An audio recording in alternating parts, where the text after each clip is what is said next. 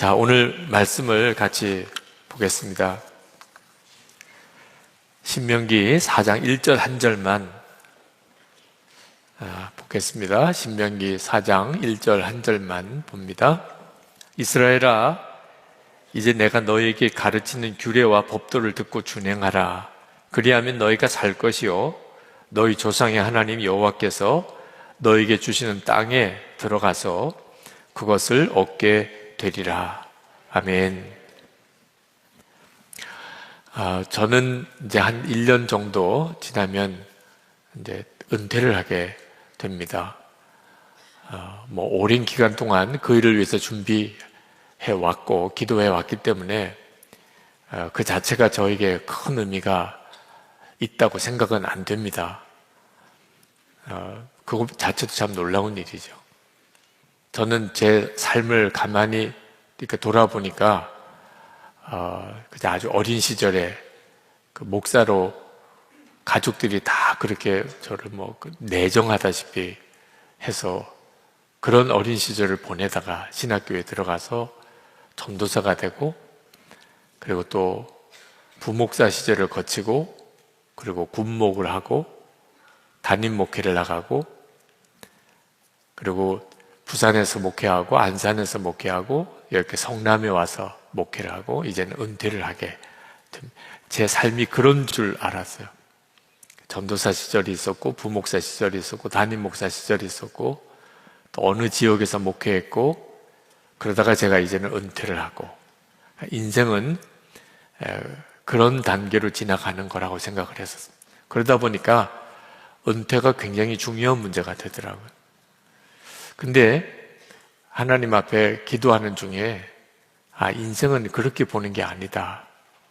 제가 예수님을 믿기는 했지만 실제로 예수님을 인격적으로 만나서 믿은 게 아니고 부모님의 믿음을 따라 예수를 믿었던 기간이 있었고, 어느 순간에 예수님이 내 안에 계시다는 말씀을 들으면서 주님을 바라보는 눈이 이렇게 확 새롭게 열리는 그런 때가 있었고, 그리고 내가 이미 예수님과 함께 십자가에서 죽었고 이제는 예수님으로 살게 됐구나, 그 십자가의 복음을 정확히 알게 되고 믿게 되는 때가 있었고, 그리고 이제 예수님으로 살게 된 삶, 그래서 24시간 주님을 바라보려고, 그러면서 온 교우들에게도 그리고 목사님들에게도 예수님과 동행하는 삶을 이렇게 계속 전하는 예수 동행 운동을 하게 되는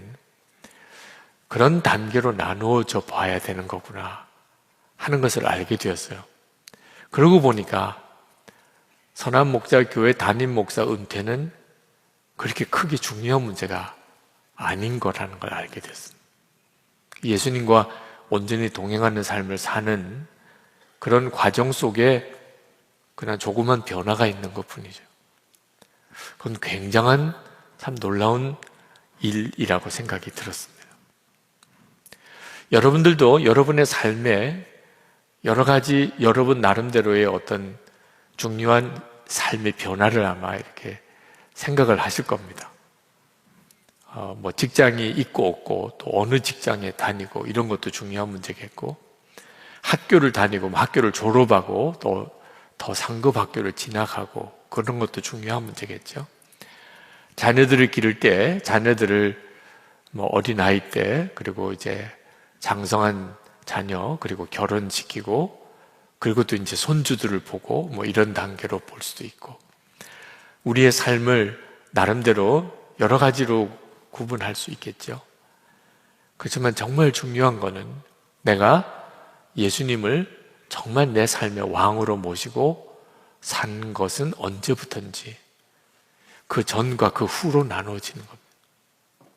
우리에게 있어서 정말 중요한 문제는 무슨 내가 공부를 어디서 했고 마쳤고, 또 내가 직장을 어떻게 가지고 돈을 지금은 얼마나 벌고, 내가 집을 어떻게 마련하고, 아이들은 얼마나 컸고, 이런 문제들, 우리가 어떤 때는 완전히 속아요. 진짜 눈이 뜨이고 보면 그런 변화들이 아무 의미가 없는 건 아니지만 내 삶에 미치는 영향은 굉장히 작은 겁니다. 이스라엘 백성들은 애굽에서 종살이 하다가 광야에서 40년을 보내고 그리고 가나안 땅을 들어갔어요. 애굽에서 지내냐, 광야에서 지내냐, 또는 가나안 땅에 들어갔느냐, 굉장한 변화예요.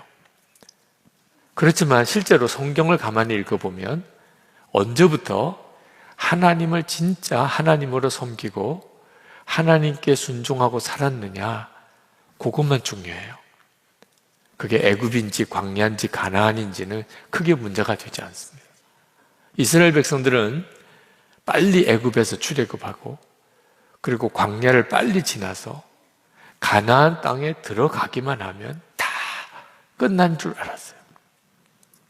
이제는 성공, 가나안 땅에 이제 들어왔구나.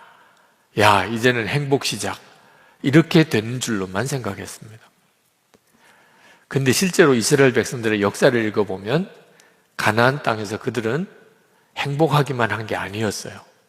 거기서 기근도 만나고 거기서 전염병도 돌고 거기서 전쟁도 치르고 그러다가 나중에 바벨론 포로로 다 잡혀갑니다.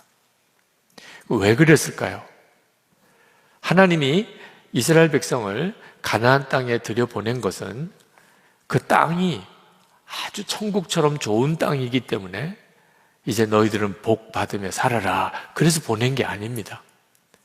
가나안 땅이 좋아서 들여보낸 게 아닙니다. 땅으로만 따지면 애굽이 훨씬 더 좋은 땅이고 바벨론이 훨씬 더 좋은 땅이에요. 가나안 땅은 성지순례 가보면 알지만 그렇게 좋은 땅이라는 느낌이 안 듭니다. 우리나라에서 살다가 특히 이스라엘에 가보면 여기가 그 가나안이야? 이런 생각이 들 수도 있어요. 그러니까 하나님이 가나안 땅에 들여보낸 것은 거기서 하나님 한 분만을 잘 섬기며 하나님의 말씀에 순종해서 하나님의 나라를 이루어 살라고 들여보낸 땅입니다. 근데 만약에 이스라엘 백성들이 가나안 땅에 들어가서 하나님을 잊어버리고 그 땅에 살던 사람들이 섬기던 우상을 바알을 섬기면 하나님이 그들을 다시 내쫓을 것이라고 그렇게 말씀하셨어요. 자, 오늘 말씀에 신명기 4장 1절 말씀에 이스라엘아 이제 내가 너에게 가르치는 규례와 법도를 듣고 준행하라. 그리하면 너희가 살 것이요 너희 조상의 하나님 여호와께서 너희에게 주신 땅에 들어가서 그것을 얻게 되리라. 하나님은 그저 가나안 땅에 들어가면 행복하게 잘 살 거야 이렇게 말씀하지 않으셨습니다. 하나님은 너희들이 이제 가나안 땅 들어가면 내 율례와 법도를 잘 지키며 살아야 된다. 이 점을 놓치면 안 된다는 거예요. 우리는 빨리 하나님 좀 내 집도 좀 마련해 주세요. 하나님 빨리 좀 안정된 직장을 얻게 해주세요. 하나님 좀 빨리 내가 결혼도 해서 가정을 좀 꾸리게 해주세요. 이렇게 어떤 것이 이루어지면 세상에서 뭘 얻으면 그러면 그걸 그냥 복이고 응답이라고 난 생각합니다. 근데 하나님의 관심은 우리가 뭐 집을 얻든지 또는 직장이 안정적인 직장을 구하든지 뭐 학교를 졸업하든지 들어가든지 또 자녀들을 낳아서 잘 기르든지 하나님은 그 문제보다도 더 중요하게 생각하는 것이 그런 일을 통하여 정말 하나님의 말씀에 순종하고 예수님을 정말 왕으로 모시고 사는 사람답게 이제는 사느냐 하는 데 달려있는. 근데 만약에 우리가 집도 구했고 또 직장도 없고 또 돈도 여유롭게 모아두었다 하더라도 우리가 이스라엘 백성들처럼 바알을 섬기면 돈을 섬기는 거죠. 그러면 다시 광야로 내쫓긴다는 거예요. 신명기 8장 1절에 이렇게 말씀합니다. 내가 오늘 명하는 모든 명령을 너희는 지켜 행하라. 그리하면 너희가 살고 번성하고 여호와께서 너희 조상들에게 맹세하신 땅에 들어가서 그것을 차지하리라. 그러니까 하나님의 관심은 가나안 땅에 들어가느냐 못 들어가느냐의 문제가 있는 게 아니고 하나님이 말씀하시는 말씀을 잘 지켜 행하느냐 안 하느냐에 있는 거예요. 결혼을 예를 들어 봅시다. 자, 결혼 안 한 우리 형제들, 자매들, 결혼은 상징적으로 가나안 땅 들어가는 것과도 같아요. 결혼 안 한 상태는 광야냐? 뭐 비유적으로 설명하자면 그렇다는 거예요. 그러니까 결혼하면 다들 좋아하죠. 그죠? 이제는 뭔가 내 인생에 정말 행복한 삶이 시작되는 것처럼 결혼해서 안 살아본 사람만 그렇게 생각하는 거예요. 네, 결혼은 이제 행복 시작인 줄로. 이제 결혼해서 살아본 분들은 그런 생각하는 젊은이들을 보면서 속으로 살아봐라 너도 이제 이런 생각을 하게 되죠. 자, 결혼은 가나안 땅에 들어가는 것과 비유할 수 있어요. 그런데 가나안 땅에서 얼마나 행복하게 사느냐 하는 것은 결혼만으로는 설명할 수가 없어요. 이제부터 남편은 아내를 사랑하고 아내는 남편에게 순종하는 삶을 살면 그 결혼은 정말 가나안 땅을 누리고 사는 삶이 됩니다. 행복하게 사는 거죠. 시험될 일이 없어요. 아내가 순종하고 남편이 사랑하면. 그런데 실제로 그렇게 살지 못하면, 아내는 순종하지 않고 남편은 사랑하지 않으면, 그러면 아무리 우리 가정을 천국같이 만들어 달라고 금식하고 막 소리 질러 울부짖어 기도해도 기도한다고 하나님이 해결해 줄 수 있는 문제가 아닌 거예요. 그러니까 하나님의 말씀대로 사는 일이 가나안 땅에 들어가서 가나안 땅의 삶을 사는 열쇠인 거지, 무조건 가나안 땅에 들어갔다고 가나안 땅에서 약속하신 삶을 사는 건 아니라는 거예요. 어떤 분이 저에게 아주 낙심에 가득 찬 메일을 보내온 적이 있습니다. 24시간 주님을 바라보고 그것 때문에 매일 일기도 써가면서 그렇게 살아보라고 했던 것을 듣고 그렇게 한번 해봤대요. 근데 그렇게 일기 써지지도 쉽지 않고, 일기를 써도 별로 삶이 행복하게 되질 않고, 그리고 죄에서 승리하는 삶을 사는 것 같지도 않더래요. 그래서 자기가 이제 고민을 하게 됐던, 그래서 내린 결론이 뭐냐면, 내가 붙잡을 복음은 예수님만 믿으면 어떤 죄에서도 용서받는다. 그리고 하나님은 내가 어떤 사람이든지 하나님은 나를 사랑하신다. 그것만 딱 붙잡으면 되지. 뭘 일기까지 써가면서 주님과 동행하려고 애를 쓸 이유가 없다. 모든 죄가 사함받았고 하나님 나 사랑하신다. 그것만 딱 붙잡으면 되는 거죠. 뭘 주님의 말씀대로 살아야 되고 모든 죄에서 이겨야 되고 그렇게 살 이유가 없지 않냐. 그런 결론에 이르렀다고. 그래서 저에게 메일을 보냈어요. 목사님, 저는 더 이상 주님과 동행하는 삶을 살고 은밀한 죄도 이기고 그렇게 이제는 안 하렵니다. 그건 안 되는 것 같습니다. 그냥 저는 모든 죄 사함 받았다. 하나님 나 사랑하신다. 그것만 딱 붙잡고 살겠습니다. 여러분 어때요? 너무 멋있잖아요. 야, 그분 진짜 멋있다. 정말 그러면 되겠네. 더 뭐가 필요해? 모든 죄 사함 받았고 하나님 나 사랑하신다. 그러면 되는 거지. 그게 진짜 복음인 것 같다. 요즘에 은근히 아주 인기인들 중심으로 그런 식의 복음이 진짜 복음이다. 그렇게 아마 또 유행을 하는 것 같아요. 이게 아마 유행이 또 돌고 도는 모양입니다. 혹시 여러분들도 그런 식의 누가 이야기를 해주는 사람 있을 수도 있을 것 같아요. 그 선한목자교회는 동행일기 쓴다며 쓸데없는 짓 하고 있어. 그냥 믿기만 하면 돼. 내 모든 죄 사함 받았어. 하나님 나 사랑하셔. 그 다음에는 우리 힘으로 죄를 못 이겨. 하나님도 다 인정하셨어. 그래서 십자가를 주신 거야. 우리가 어떤 잘못을 해도 하나님은 우리를 사랑하셔. 그것만 분명히 믿으면 돼. 이런 식의 이야기를 혹시 여러분들도 들으실 수가 있어요. 유튜브에서 이렇게 듣다 보니까 그런 내용을 쭉 강조하는, 성경 여기저기를 인용해 가면서 굉장히 무서운 이야기예요. 구원파 이단이라고 들어보셨나요? 구원파 이단. 세월호 사건 때문에 한참 난리도 났었죠. 그 구원파 이단이 주장하는 복음입니다. 한동안은 한국교회가 이것에 대한 대비책이 없어가지고 기독교 방송 계통에서도 막 그분의 설교가 나오기도 하고 이랬었죠. 지금도 똑같은 이야기가 또 반복되는 것 같아요. 구약 율법은 그건 예수 믿는 우리에게는 아무 의미가 없다. 이제는 지키고 이거 우리에게는 또 소용없다. 우리는 그냥 예수님의 십자가로 용서받았다. 하나님은 나 사랑하신다. 믿기만 하면 끝. 더 이상 신경 쓰지 마. 그게 진짜 믿음이에요. 이제 이런 식으로 가르치는, 굉장히 무서워요. 우리의 구원을 빼앗아 가려고 하는 마귀의 계략이기도 합니다. 그런지 안 그런지는 그냥 성경을 있는 그대로만 읽어보면 돼요. 성경을 있는 그대로만 읽어보면 진짜 그 말이 맞는지 아닌지를 알 수 있어요.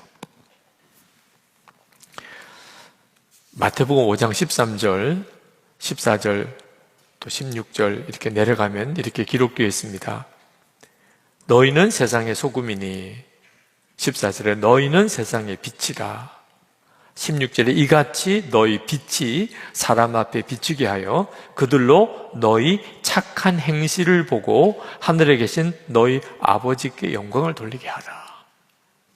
여기 분명히 너희의 착한 행실을 사람들이 보게 해서 하나님께 영광을 돌리게 하라.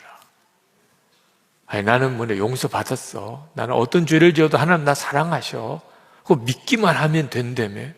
근데 이 말씀은 무슨 말씀이죠? 예수님께서 너희 착한 행실이 사람들에게 다 보이게 하라. 너희는 세상의 소금이야. 너희는 세상의 빛이라. 데살로니가전서 5장 23절 24절을 보면 평강의 하나님이 친히 너희를 온전히 거룩하게 하시고 또 너희의 온 영과 혼과 몸이 우리 주 예수 그리스도께서 강림하실 때 흠 없게 보존되기를 원하노라. 너희를 부르신 이는 미쁘시니 그가 또한 이루시리라. 너희를 온전히 거룩하게 하시고, 이게 하나님의 계획이에요. 우리가 예수를 믿고 구원을 받은 것은 전적으로 은혜로 된 겁니다. 우리 노력이 필요 없어요. 우리가 율법을 잘 지켜서 그런 것도 아니고 하나님의 말씀대로 살았기 때문에 구원받은 것도 아니에요. 우리가 구원받은 것은 전적으로 하나님의 은혜로 된 거예요. 이스라엘 백성이 하나님의 선민이 된 것도 전적으로 은혜로 된 거예요. 이스라엘 백성들이 율법을 잘 지켜서 선민이 된 게 아니에요. 하나님이 이스라엘 백성을 그냥 아무 조건 없이 택하시고, 가장 약하고 작은 민족인데 하나님이 일부러 택하시고, 그리고 은혜를 주셔서 그들을 가나안 땅에 들어가게 하신 거예요. 자, 이제 하나님의 백성이 되었어요. 그리고 난 다음에 하나님께서 하나님의 백성답게 살으라. 이제 하나님의 백성이 되었으니 하나님의 백성답게 살으라는 거예요. 그게 이제 하나님의 말씀대로 사는 거예요. 율법을 지키고 사는 거죠. 우리 예수 믿는 우리도 똑같아요. 구원받고 하나님의 자녀가 되는 것은 전적으로 은혜로 되었어요. 그래서 이제 그것으로 끝. 더 이상 이제 신경 쓸 거 없어. 하나님의 은혜로 용서받았고 하나님이 우리 사랑하셔. 할렐루야. 이젠 더 끝. 이제는 아무것도 이제 고려할 것도 없어. 아니라니까요. 그렇게 하나님의 자녀가 되게 하셨으니 하나님의 자녀답게 살으라. 예수님이 우리 속에 왕으로 오시는 것은 우리의 노력으로 된 게 아닙니다. 그냥 은혜로 된 거예요.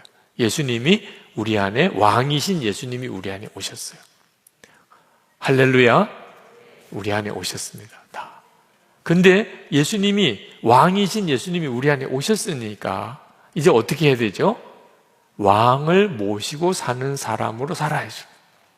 왕이 오셨는데, 그러니까 당연히 나는 예수님께 온전히 순종하는 삶을 살아야 되는 거죠. 그러니까 주님의 말씀에 순종하는 삶이 따라와야지.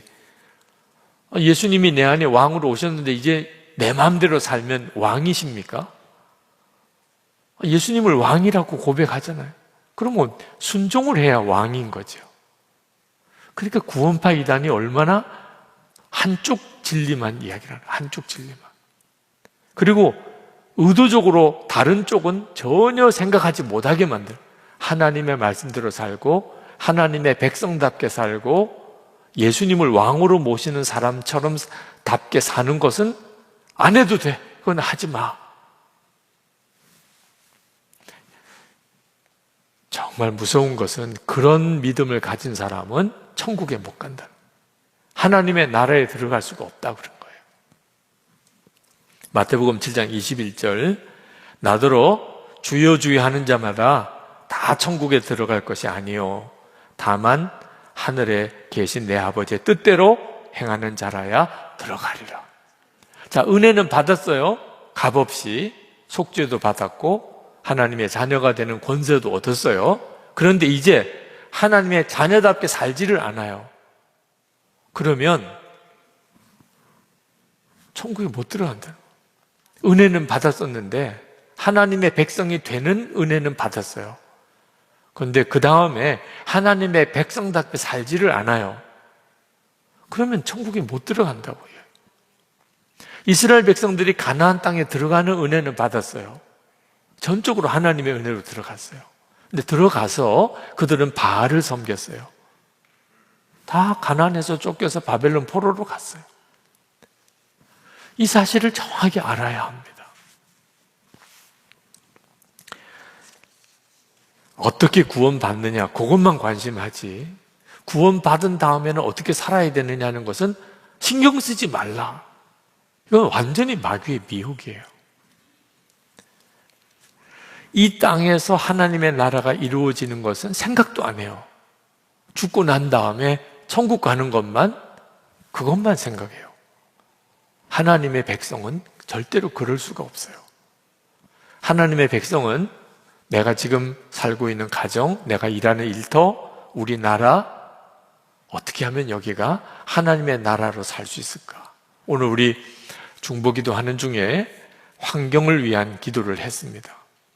하나님의 백성이 반드시 해야 하는, 지금 이 지구가 심각한 환경 오염에 가는데 그 배경에는 사람의 이 탐심이 들어있어요. 이걸 우리의 죄구나. 그래서 우리 자신도 그렇지만 우리 후손들은 진짜 끔찍한 세상을 살아가게 우리 스스로가 그렇게 만들어 가고 있어요. 지금이라도 정신 차리자. 성도들이 해야 될 일이에요. 예수 믿었으니까 죽으면 천국 가면 끝. 이 세상은 어차피 멸망할 거니까 절대로 그렇게 생각하면 안 되는 거죠. 사도 바울은 갈라디아 교인들 가운데 지금은 하나님의 나라에 들어가 있는 것 같은데 영원한 하나님의 나라에 들어가지 못할 사람들도 많다. 이렇게 경고하셨어요. 갈라디아서 5장 19절에서 21절입니다.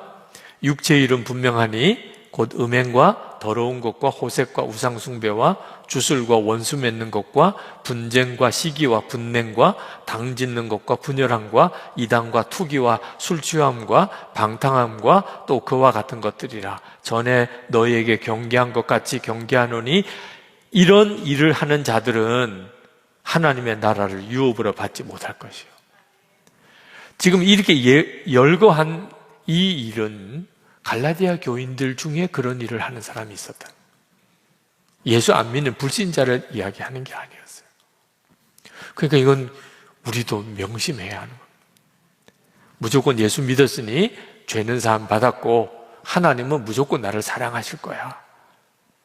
그것만 생각하고 더 이상은 다 율법이니까 그건 안 지켜도 돼. 절대 그렇지 않습니다. 그런 식으로 강의하고 가르치고 하는 사람들이 있으면 그 사람은 기독교가 아니에요. 성경을 이야기하고 복음을 이야기하고 뭐 십자가의 보혈을 이야기해도 엄청난 미혹이에요. 성경을 있는 그대로 다 읽어보면 예수를 믿고 난 다음에 어떻게 살아야 되는지에 대해서 너무나 많이 이야기하고 있어요. 이 이야기는 고린도 교인들에게도 했고 에베소 교인들에게도 했어요. 고린도서를 읽어봐도 에베소서를 읽어봐도 똑같이 이야기하고 있어요. 그러니까 사도 바울이 그때 당시에 초대교회 교인들에게 편지 보낼 때마다 예수님을 믿는 것은 은혜로 믿음으로 구원받고, 그리고 예수를 믿고 구원받았으면 하나님의 자녀답게 살아야 된다, 일관되게 이야기하셨고, 하나님의 자녀답게 살지 않으면 그러면 그 사람은 구원받은 사람이 아니다, 이렇게 말씀하고 있는 거예요. 그래서 우리에게 왕을 모시고 사는 사람으로의 삶이 중요한 거예요. 예수님이 내 안에 오셨다는 것까지만으로 기뻐해서는 안 됩니다. 이제부터 내 속에 왕으로 오신 주님이 나를 다스리시고, 그리고 우리는 주님께 순종하는 삶을 살아야 하는 거예요. 그러면 하나님께서 우리에게 가나안의 복을 누리게 해 주시겠다. 문제는 어떻게 하나님의 말씀대로 살 수 있느냐 하는 거예요.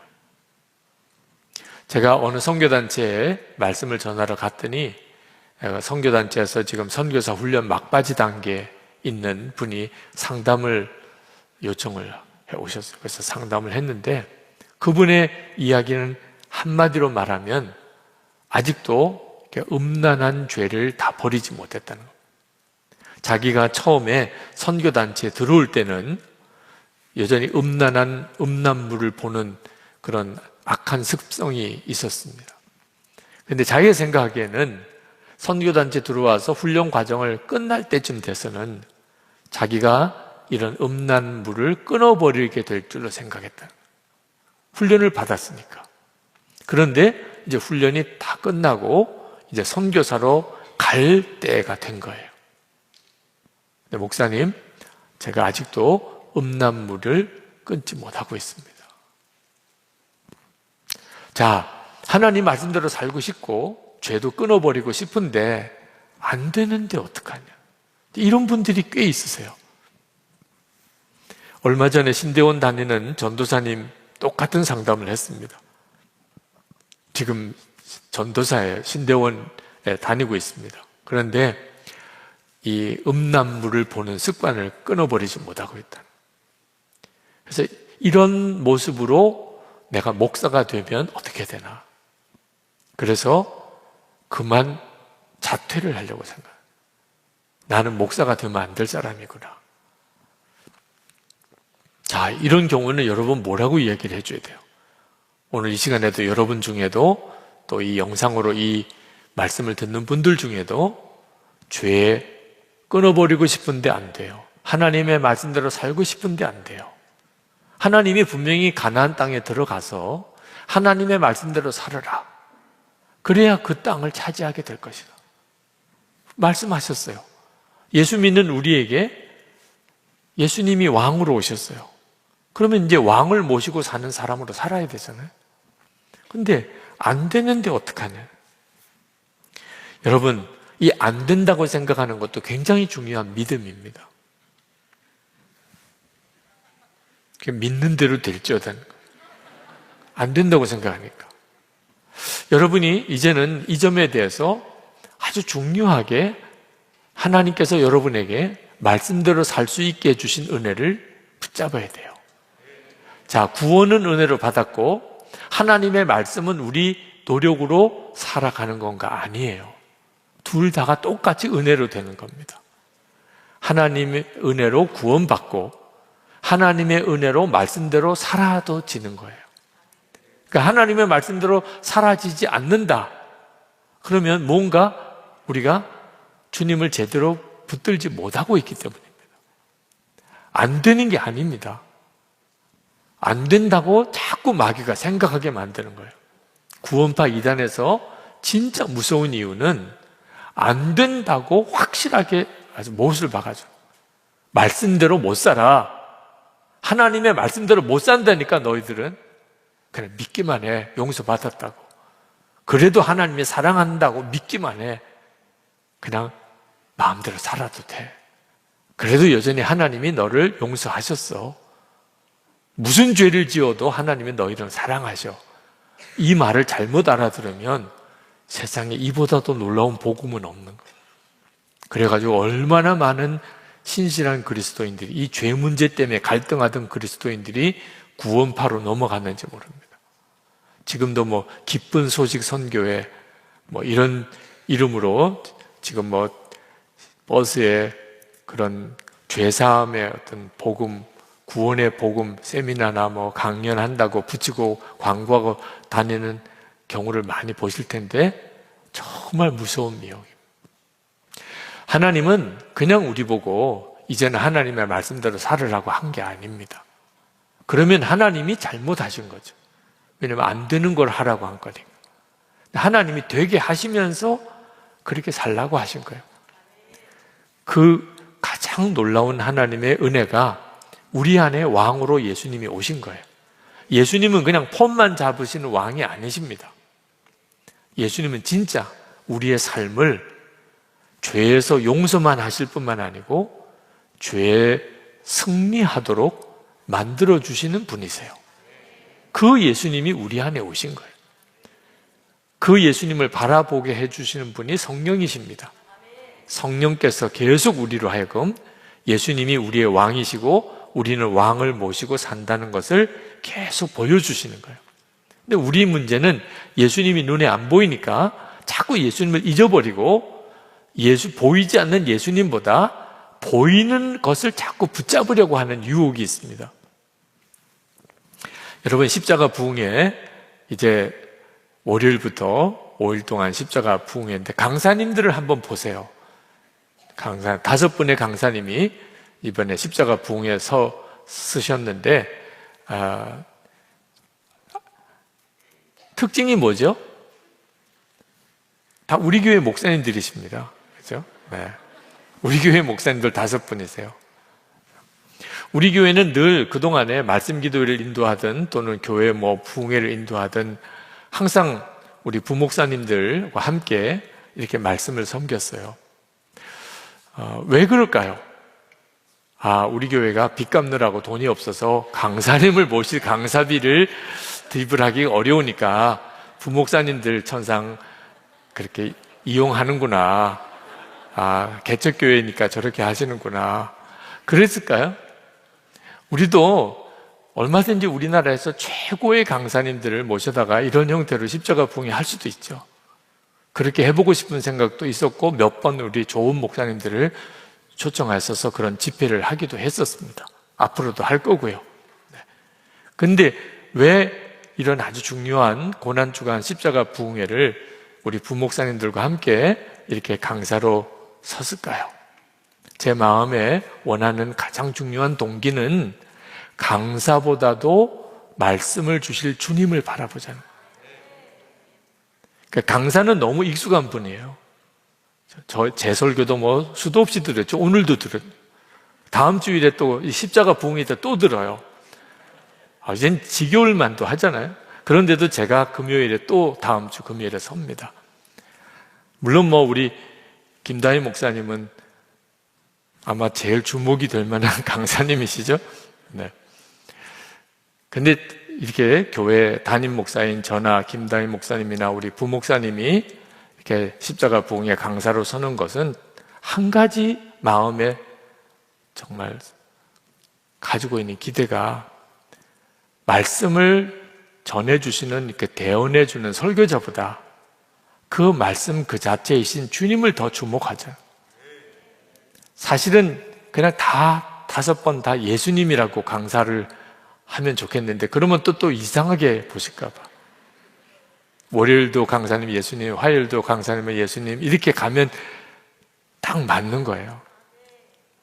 우리가 생각할 때는 저 목사님은 뭐 늘 자주 뵀던 분인데, 그런데 얼마나 많이 기도하고 얼마나 많은 목사님들이 설교를 크리틱하시고 그렇게 준비하고 계시고, 어떤 목사님은 기도원에 올라가서도 기도하면서 말씀을 준비하시고, 우리가 아니까, 우리는 너무 교인들에게 익숙한 목사들이에요. 차라리 아주 유명한 그런 강사님을 모셔다가 5 강사님을 딱 짜면, 와, 정말 기대가 된다. 야, 이번에 오시는 강사님들은 우리 한국에 뭐 제일 유명한 분들만 5분이 오셨네. 저도 또 어느 교회는 그렇게 갑니다. 또 어느 교회라고는 말을 안 하겠지만 저도 그렇게 가긴 해요. 우리도 그렇게 한번 해보고 싶은 생각도 있긴 했어요. 근데 제 마음속에 강사님 때문에 예수님이 가리게 될 수도 있기 때문에, 그 강사님이 무슨 말씀을 전할까, 그러다가 정작 예수님에게 초점이 가는 것이 흐려지게 될까 봐. 그래서 끊임없이 이런 시도를 해보는 겁니다. 우리에게 말씀을 주실 분은 예수님 그분이시다. 지금 우리와 같이 계시다. 이 사실을 우리가 이제는 명확하게 보잖아요. 심지어 우리 목사님과 전도사님들하고 수련회 갔을 때, 지금 수련회에서 우리에게 말씀을 해 주실 분은 예수님이시고, 그러니까 아무 순서를 가지지 않았어요. 설교자도 뭐 기도회도 아무것도 없었어요. 밥 먹는 시간만 정해주고 나머지는 주님의 인도를 받아서 3일 동안 보내세요. 우리 목사님, 전도사님들이 처음에는 뭐 황홀해 하시더라고요. 3일 동안 수련회, 교회 수련회 갔는데 아무 순서가 없어요. 주님께서 이끄시는 대로 수련회를 보내세요. 근데 밥은 드리겠습니다. 그래서 밥 먹는 시간만 정해드려요. 왜 그렇게 했을까요? 주님이 우리와 함께 계시는 것을 진짜 믿고 가보자. 우리 문제는 왜 우리가 죄를 이기지 못하고 하나님 말씀대로 살기가 어려운가? 예수님이 우리와 함께 계신 것을 진짜 안 믿으니까. 그러니까 자꾸 주님도 안 보시는 줄 아는 거예요.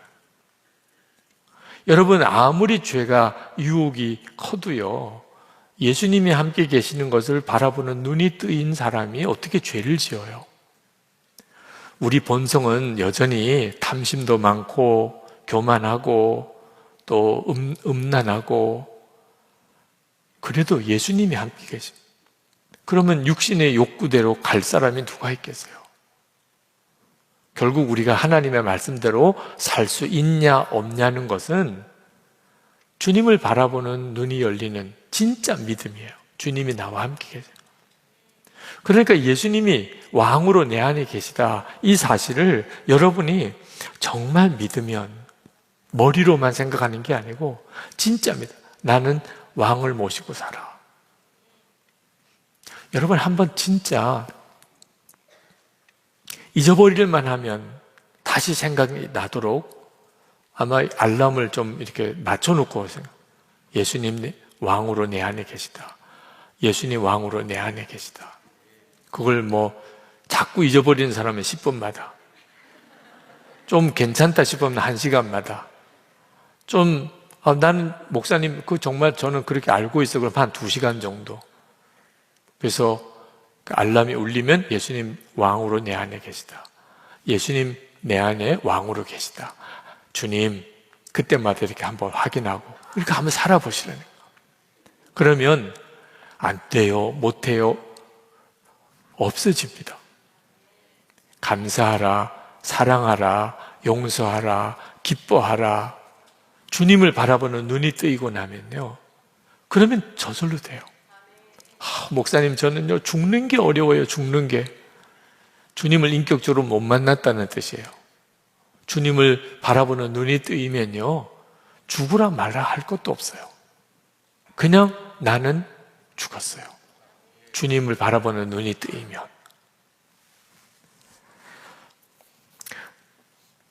여러분이 정말 예수님, 주님, 여러분 안에 왕으로 계신 주님을 진짜 믿고 고백하고 나가보시면, 그러면 예수 믿는 삶이 그 이전과 완전히 다른 삶이 됩니다.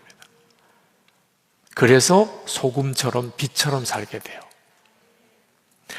가정에서 이제 부부 사이에 또는 부모와 자녀 사이에 예수님을 바라보는 것과 바라보지 않는 상태에서 말, 행동이 완전히 달라집니다.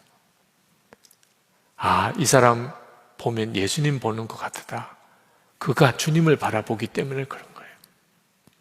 또 하나가 중요한 것이 있는데 그것이 뭐냐면 항상 무슨 말을 하든지 행동을 하든지 주님의 명령에 순종하는 것처럼 하는 거예요.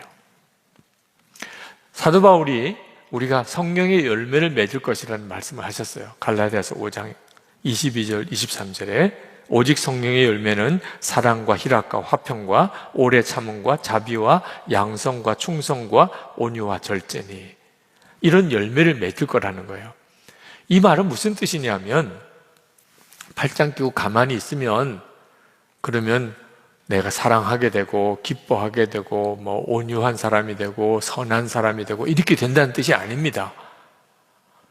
성령의 열매예요. 성령께서 맺으시는 거예요. 근데 내가 가만히 있으면 그렇게 된다는 뜻이 아니에요. 그럼 어떻게 한다는 뜻이죠? 주님이 나에게 사랑하라. 내가 그걸 알아듣고 그래서 사랑하게 된다. 그래서 그것은 내가 했지만 성령의 열매로 된 거라는 거예요. 이건 굉장히 중요해요. 앞으로 여러분이 이제부터 살아가는 동안에 무슨 말을 하나 무슨 행동을 하든지 항상 기억하셔야 돼요. 지금 여러분 안에는 왕이신 예수님이 계세요. 그 예수님에게 항상 귀를 기울여야 돼요. 그래서 주님, 제가 이런 말을 하고 싶은데 해도 되나요? 또는 어떤 마음에 무슨 생각이 딱 일어났는데 이것이 주님이 주시는 말씀인가요? 항상 뭐든지 한 번 딱 이제는 숨을 멈추고 주님께 확인하는 과정을 거치고 살아야 된다는 거예요. 이건 정말 너무너무 놀라워요. 주님은 진짜 우리에게 왕으로 우리 안에 오셔서 우리에게 계속 우리를 바르게 이끄시려고 말씀하고 계세요. 우리를 환난에서 지키고 수렁에서 건지시고 우리를 삶의 고난에서 건져내시고 슬픔과 염려와 두려움에서 우리를 이기게 하시고 예수 믿고 약속받은 이 성령의 열매가 맺어지는 삶을 살게 주님이 계속 우리 가운데 역사하고 계세요. 그런데 문제는 전혀 귀 기울이지 않는 겁니다. 타이타닉 호 그 배 파손한 이야기는 너무 유명한 이야기죠. 1912년이니까 정말 옛날 일이에요. 110년 전 세계에서 제일 큰 유람선이 타이타닉 호가 진수되어서 대서양을 이제 건너는 첫 항해인데 문제는 북극에서 빙산들이 계속 떠내려오는 그런 상황이었습니다. 그래서 벌써 그 타이타닉 호에 5번이나 빙산이 떠내려오고 있으니 항해를 조심하십시오. 잘 살펴보고 항해하십시오. 라고 무선이 왔어요. 근데 그 배 선장이 또 항해사가 우리 배는 끄떡없어. 어떤 빙산이 와도 끄떡없어. 걱정하지 마. 빙산이 내려오니까 잘 살펴보라고 무선이 왔어. 마지막 6번째 무선은 당장 바깥을 내다보시오. 지금 지나가는 배가 타이타닉호가 가는데 거기에 큰 빙산이 떠내려가는 것을 보고 당장 바깥을 내다보시오. 그 무선을 받고 난 다음에 그 항해사가 제발 좀 바쁜데 좀 이런 식으로 무선을 안 보내면 좋겠다 짜증을 냈습니다. 그리고 35분 후에 빙산과 타이타닉호가 부딪혀요. 그리고 가라앉습니다. 2340명 승객 중에 750명 부녀자들만 구조되고 배와 함께 다 가라앉아요. 끔찍한 일이 벌어지죠. 근데 여러분, 이 일이 꼭 우리들의 삶이에요. 우리 안에 오신 주님께서 우리의 삶에 계속해서 말씀하세요. 이렇게 해라, 저렇게 해라, 기도해라, 너 감정적으로 반응하지 마, 너 절대로 미워하지 마, 너 염려하지 마, 너 좀 기다려, 계속 말씀하신다는 거예요. 우리의 삶을 지켜보시는 주님 보시기에는 아슬아슬한 게 너무 많아요. 그런데 우리는 주님이 내 안에서 그렇게 말씀하실 거라고 전혀 생각을 안 하는 거예요. 그게 주님의 말씀일 거라고. 왜? 믿고 귀를 기울이질 않았기 때문에. 그러니까 지나고 난 다음에 항상 후회가 돼요. 그 전에 내 마음에 벌써 주님이 경고하셨었는데 그 나중에서 깨닫죠. 지금도 말씀을 들을 때 똑같아요. 롯의 사위 경고를 듣고도 농담으로 알았어요. 심판, 하나님의 심판. 롯의 아내는요, 절대로 뒤돌아보지 말라고 천사가 구체적으로 말을 해주었어요. 근데 유황불 쏟아지는 소리에 자기도 모르게 자기 재산은 어떻게 됐을까, 집은 어떻게 됐을까 확 돌아보다가 소금 기둥이 됩니다. 이게 우리들 자신이에요. 하나님의 말씀이 들려오는데도 반응을 제대로 못하는 거죠. 여러분이 지금부터 여러분의 모든 말과 행동은 순종이어야 합니다. 주님이 확인해 줘요. 주님이십니까? 주님 이렇게 하라는 게 주님의 뜻입니까? 주님이 그렇다, 아니다, 정분별이 안 되면 여러분에게 영적으로 여러분을 도와주는 분들이 있습니다. 속장님이 계시죠? 지역장, 전도사님, 목사님 있잖아요. 이것이 주님의 말씀인 것 같습니까? 지금 내 생각 속에 이렇게 하고 싶은데 확 뒤집어 버리고 싶어. 주님의 뜻인 것 같습니까? 여러분은 상담 안 해주시겠어요? 자기 문제니까 이 뒤집는 게 하나님의 뜻일 거라고도 생각이 드는 거예요. 근데 옆에서 들어보면 아니에요, 정신 차리세요 하기도 있어요. 그러니까 속회가 있는 거예요. 여러분이 진짜 주님의 뜻을 분별하고 순종하고 살고 싶다면 하나님은 반드시 그렇게 하세요. 때때로 마음이 무너질 때가 있어요. 하나님은 왜 이렇게 힘들게만 하시나? 여러분 지나고 보면 그게 여러분에게 있어서 하나님이 주시는 특별한 은총의 시간이었어요. 저는 제주도 갈 때마다 항상 기억해요. 벌써 12년째 전이 얘기해요. 2011년도에 우리 장로 수련회를 제주도 갔을 때예요. 근데 첫째 날 엄청 힘들었습니다. 김포공항에서 비행기가 30분 늦게 이륙하는 것부터 시작해서 조짐이 안 좋더니 눈이 내리고 바람이 불고 제주도에 도착해 보니까 난리도 아닙니다.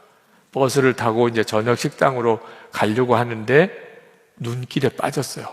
운전기사가 왜 고집은 또 그렇게 부려가지고 갈 수 있다고 해가지고 갔는데 난 눈길에 처박혀가지고 거기서 정말 진짜 난감하더라고요. 이번 장로 수련은 제대로 될 건지.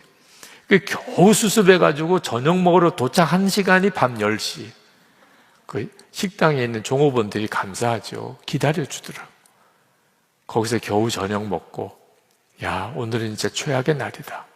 그런데도 그냥 감사한 것은 장로님, 권사님들이 짜증내거나 원망하거나 누구 탓하거나 하지 않고 그 매 순간마다 감사하고 서로 격려하고, 그리고 그 종업원들 너무 고맙다고 또 치하하고, 하나님이 이 가운데서도 은혜 주신 게 있다고 믿고 고백하고 그랬던 것.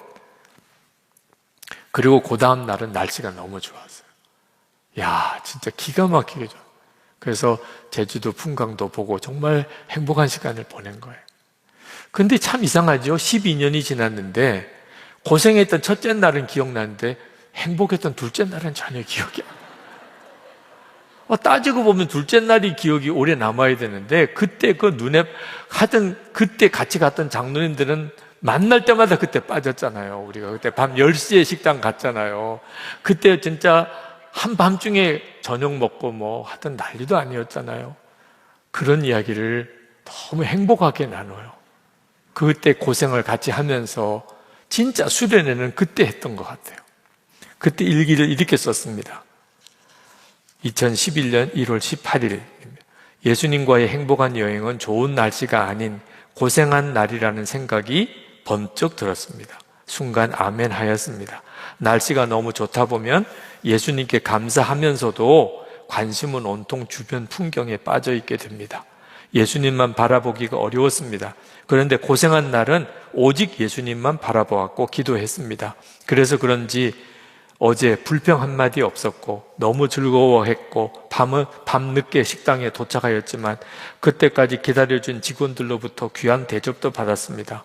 모두들 평생 잊을 수 없는 추억이 되었다고 말하며 하룻밤 천국의 꿈을 꾼 것 같았습니다. 주여, 그렇습니다. 앞으로 좋은 환경보다 굳은 환경이 더 행복한 여행임을 명심하겠습니다. 그날 쓴 일기예요. 그러니까 여건 좋고 모든 게 분위기가 좋고 한 날 좋은 것 같아도 그날이 왜 기억이 안 나나? 주님을 바라보지 않은 거예요. 제주도 풍광만 본 거죠. 그거는 오래 기억도 남지도 않아요. 근데 그 난리를 치고 고생했던 그날은 왜 그렇게 기억이 나죠? 그날은 계속 주님만 바라보았던 거예요. 여러분, 우리의 삶 속에 왜 어떤 때는 편안하고 좋은 날도 있고 어떤 날은 말할 수 없는 고생스러운 날도 있을까? 하나님의 계획은요, 우리가 애굽에 있냐, 광야에 있냐, 가나안에 있냐가 아니에요. 언제부터 주님을 정말 주목하고 바라보고 살았냐? 주님을 계속 주목하고 바라보고 사는 게 하나님의 계획이에요. 그게 예수님의 왕되심이에요. 그러면 내가 있는 그곳이 가나안이에요. 주님과 함께 하는 거죠. 24시간 주님 바라볼 수 있을까? 처음에는 말도 안 된다고 생각했어요. 12년 동안 예수 동일기를 써오면서 물고기가 바닷속에서 사는 게 뭐가 이상해요? 24시간 바닷속에 살잖아요, 물고기가. 예수님 내 안에 계시니까 24시간 주님과 함께 사는 거죠. 이것이 하나님의 계획이에요. 그 다음에 집도 있는 거고 직장도 있는 거고 그 다음에 사업 성공도 있는 거고 그 다음에 자녀도 잘 기르고 세상에서 하나님이 주신 것들을 누리고 사는 거거든요. 하나님과 동행하고 주님께 순종하는 게 빠져 있는 상태에서 나머지는 나중엔 재앙도 될 수 있다는 거예요. 자, 오늘 우리 하나님 앞에 진짜를 붙잡고 기도합시다. 하나님, 제 인생에 나는 광야로만 생각하고 힘들어했는데 주님과 동행하고 예수님께만 순종하는 삶을 사는 지금이 사실은 가나안입니다. 이거 놓치면 아무리 좋은 여건도 한순간에 다 뒤집어지는 거 명심하겠습니다. 살아계신 주, 나의 참된 송환, 우리 찬양하면서 하나님 앞에 오늘 정말 뜨겁게 우리의 마음을 정하는 기도를 주님 앞에 올려드리면 좋겠습니다.